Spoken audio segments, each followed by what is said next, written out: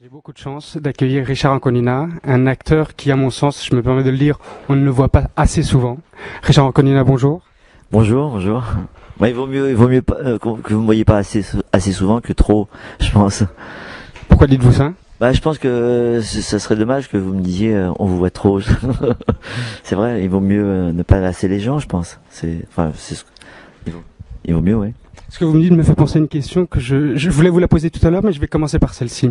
Vous pensez que c'est important pour un acteur de préserver un côté un peu, comment dire, un peu mystérieux?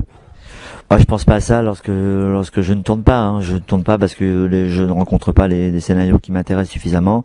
Donc j'ai pas un plan de carrière où je me dis là je ne tourne pas pendant 2 ans. C'est important pour le mystère. Moi je cherche pas à être quelqu'un de mystérieux. Je cherche à faire des films qui m'intéressent, qui me plaisent. Si j'en avais 2 dans l'année, je ferais 2 films dans l'année. Si j'en avais 3, je ferais 3 films dans l'année.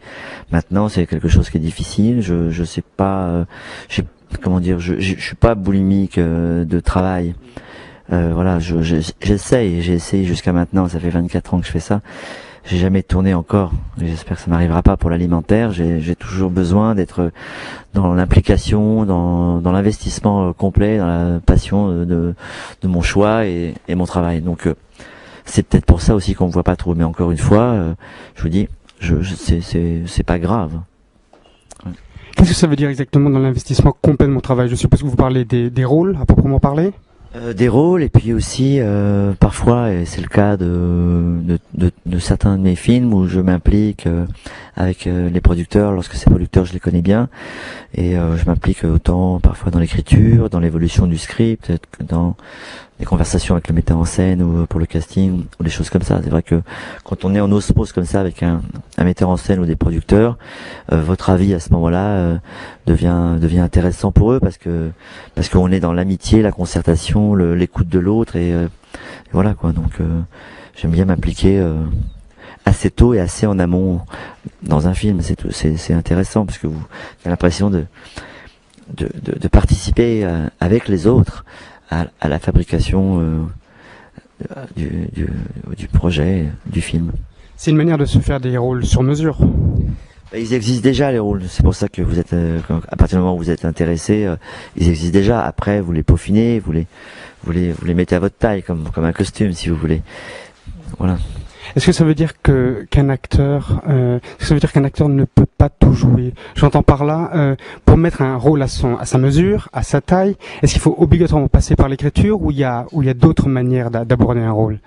Je pense que amener un rôle à sa taille, c'est déjà, on part du principe que la personne qui vous a choisi, elle vous a choisi vous et pas un autre, et pour des raisons précises et particulières, parce qu'elle pense que vous pourriez lui apporter des choses qui l'intéressent.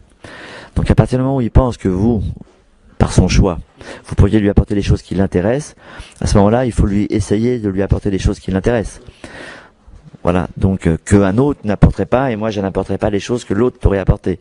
Et ça c'est le choix. Quand on prend un acteur, on se dit lui il va m'apporter ça, ça et ça, c'est ça qui m'intéresse chez lui. Et à ce moment-là il vaut mieux qu'il écoute. Et qu'il prenne ou qu'il prenne pas, mais il vaut mieux qu'il soit à l'écoute, c'est mieux. Il y a quelque temps, au festival de Saint-Tropez, je discutais avec Claude Brasseur et on parlait de l'emploi de l'acteur, d'un visage. Et selon les acteurs, certains sont pour, d'autres sont contre. Claude Brasseur était absolument contre cette idée-là. Je lui demandais s'il fallait qu'un acteur se rende compte de ce qu'il dégageait, de son visage. Il y a des gens qui sont plus ou moins beaux. On leur fait jouer des rôles soit de jeunes premiers, soit peut-être de loupards, bref, le visage. Est-ce que pour vous ça a une importance? Est-ce que l'emploi, l'apparence extérieure a une importance pour un acteur? Ouais, c'est possible que c'est une importance en début de carrière, je pense. Je pense que tout d'un coup, les gens, souvent au début, les gens de notre métier n'ont pas trop d'imagination. Ils ont tendance, en France, à mettre les gens dans des cases. Donc lui, il est bien comme ça, donc on le reprend pour ça et on essaie de le reprendre pour ça. C'est une des raisons pour laquelle je ne tourne pas beaucoup. Parce qu'à chaque fois que je fais un film et qu'on veut me faire refaire quelque chose de similaire, je n'y vais pas. Parce que je ne veux pas être dans une case et je ne veux pas faire la même chose qu'avant, que j'ai déjà fait. J'essaye de partir dans des horizons totalement différents. Donc l'emploi... voilà, mais c'est à vous de gérer, c'est à vous de dire, voilà, moi, vous pensez que quand j'ai fait Turpentine, j'avais beaucoup de rôles comme ça qui ressemblent à Ciao Pantin. Et après, vous avez des propositions et c'est à vous de gérer, de dire non. Et après, je suis parti dans Paroles et musique tout de suite, qui était l'opposé, un type bien dans sa peau, à l'aise, qui chante, et voilà. Donc c'est à vous de gérer justement votre image et ce qu'il dégage. Maintenant, je pense que on peut faire beaucoup de choses et souvent les metteurs en scène ne soupçonnent pas les choses qu'on peut faire est aussi différentes. Mais justement, alors c'est à vous de lui montrer, c'est à vous de lui faire comprendre que vous êtes capable de tout ça. Le seul moyen de lui faire comprendre, c'est justement de ne pas tourner et d'attendre les bons rôles qui vous permettront d'exprimer et de donner une couleur de vous que vous n'avez jamais donnée. Et puis à part ça, il y a d'autres nuances. Il y a l'âge, il y a ce qu'on est à 25 ans et ce qu'on n'est plus à 40 ou à 50, puis ce qu'on deviendra plus tard, une espèce de maturité, de force, de trucs qui l'homme évolue. Richard Anconina, merci beaucoup. C'était très gentil de nous recevoir. Merci beaucoup. Merci à vous.